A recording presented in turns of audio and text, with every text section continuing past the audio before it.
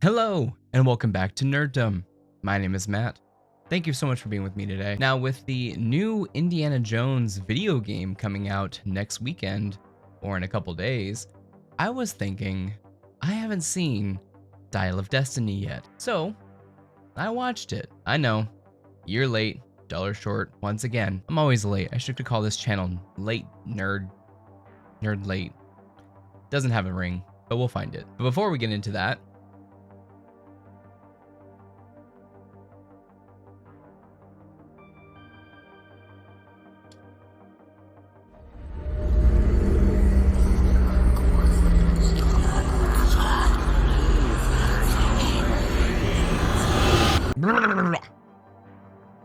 I'm just kidding.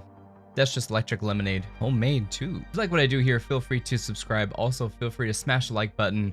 Really does help out the channel, get pushed out to new people, aka new friends. But yeah, let's get into some thoughts into the movie. I don't know what it is about Hollywood or just Lucasfilm in general. They seem to not like father figures, or not like Harrison Ford, at least as a father. He always seems to be either leaving his kids, leaving his wife, keep an eye out Callista, or something else. And I'm not sure if this is a trend in the Hollywood scene with fathers, or the destruction of the nuclear family, sort of say. But we haven't had a good father figure in a while, have we? And this continues the trend of Harrison Ford characters that are down and almost out, basically. Where they left off after Kingdom of the Crystal Skull, it was promising. You know, you had Indy and Marion marrying. Wow, that's hard to say. And then you had, what was his name? Mutt? Or Indy Jones or something like that. Indy Jones. He kind of assumes the place. You assume that he is going to be taking the place of Indiana Jones. And I mean, maybe they don't want Shia LaBeouf back. Maybe they can't because of him. Maybe they can't recast, even though I always say, why not just recast in this world, in this day and age? You'll assume to be the character anyways. They had to kill him off screen, and they had to do it in a way that also drove a wedge between Marion and Indy. He said he lost his son, and it's almost like this is meant to be the emotional pull, the emotional tug for Indy as a through line to try to keep his goddaughter, what's her name? Fleabag. I'm just gonna call her Fleabag. But to keep her, he calls her Wombat, to keep her alive, because she is his last daughter, son-daughter, goddaughter, basically. And man, she is a bad character.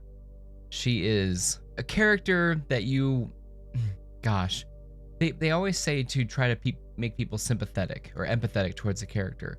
And she is none of the things. I was never attached to her at all. And it's not even because she's, I mean, she's not bad looking. I don't think she's bad looking, in my opinion. And she delivers her lines well, but I mean, it's the character. She is just a dirtbag. She's a dirtbag. She's over cocky. I just could not get attached to her. And to have a fake relationship between her and Indy just for the point of the movie, and her, like, we're told that we have these bonds, and that at the very end, like, you have to come with us and this kind of thing. It's just like, why? The whole movie you were trying to get him killed and all this other stuff. And I mean, I guess you can say that's a character change, but the character changed at the airport. It changed right then and there. She was always a greedy person. She was always one to one up. And even the kid never really grew at all. He was just trying to protect his money. I don't know if they even had like a relationship friend at all. And all of this is definitely showcased in the Antonio Banderas character, who Indy introduces as his friend. He's a frogman. He is like the best frogman in Spain or in the world or something like that. Bro is in the movie for 15 minutes and then gets killed. My friend was just murdered. I'm honestly surprised Indiana Jones even had the line of "my friend just died." My friend was just murdered. Like, that is pretty poignant. That's pretty tough. That's a big deal. And it's like, oh, sorry. On to the next thing. On to the next chase. On to the next thing. I mean, that happens in Indian movies a little bit, but I mean, there's gotta be some emotional pull. You know, I don't think we've ever had a character unceremoniously killed like that was supposedly a friend. And speaking of that, since this is the last Indy ride, you know, we have Sallah back, and I guess since Raiders of the Lost Ark takes place before World War II, the Germans invaded Egypt and Tunisia and all that. And so he fled with his family to America. And it's kind of like crazy seeing that he is a taxi driver in a small apartment with all these kids versus he used to be in this huge grand house and he used to run a spy network.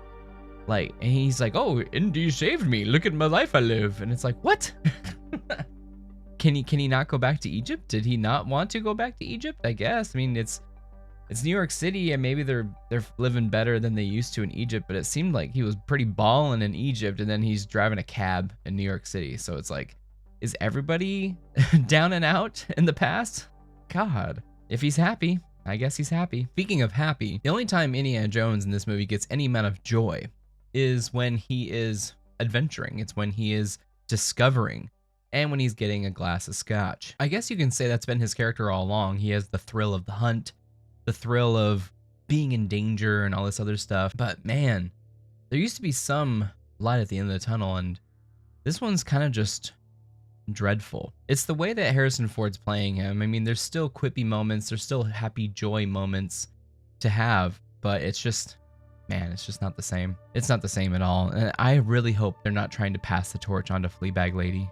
I really hope not. Mads Mikkelsen, always playing the nice, always playing the bad guy. His plan is to get back into 1939, I believe, before the invasion of Poland, before all this, and he's going to learn from the mistakes of his timeline to change time to make it better for the good old bad guys of World War II team. Again, everything is just so quick, fast, swept. Maybe I'm not used to action movies nowadays, but God, it tries to say that car chases is the action, and car chases are not very action-packed. You can have one car chase, maybe two, but every single action scene in this movie is a car chase.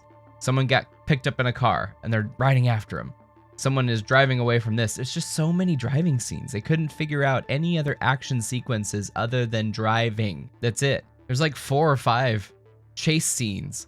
Indy on a horse, Indy on a motorcycle, Indy on a one of those little bike thingies in Italy, Indy in a van, and she's on a motorcycle. It's just like, wow, dude, wow. They really didn't have much material to do with this, in my opinion. They didn't have any inspiration into action sequences. There's not all bad. There's moments of levity. There's moments that I did like. Couldn't tell you which ones, but it was just like, okay, I see a little bit. You know, I do enjoy James Mangold's attempt at Spielberg directing. I could totally tell that he's trying to use the Spielberg techniques, the Spielberg technology, the lens, the camera, color palette, all of that really does seem Spielbergish. But the CG, dude, the CG is over everywhere. We need to make an effort into making things practical again. Seriously. This was like, hey, with this movie's coming out in a year or less, and we just need to put some eels and bugs and stuff like that. You couldn't get live bugs? You couldn't get anything like that? Man, it's just all sad. It's all sad, you know what I mean? It's just, oh gosh. I am really hoping good things for this game. I really am. And I'm going to be playing it this next weekend for sure. I'm just hoping for a great, grand Indiana Jones time, and maybe, I don't know where the series goes. I was saying this before. Everyone was expecting to pass the torch to Shia LaBeouf, but where do we go from here? Is one of the 2 Lucasfilm properties relegated to books, comics, and video games?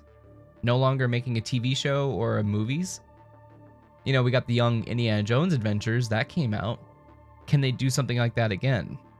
I'm not sure. Anyways, I just wanted to share some thoughts in this movie. I'm excited for the game. I love the first 3 Indiana Jones movies. They're absolute classics, you know, and I don't know if anything's going to top that, but we'll see how this game does. Otherwise, I guess we just got to leave Indiana Jones dead and buried. Man, that's fucking grim. Hey, if you liked the video, feel free to subscribe. Also, feel free to smash the like button. Really does help out the channel. Let me know your thoughts on the Indiana Jones franchise and the Dial of Destiny. Thank you so much, and have a good day.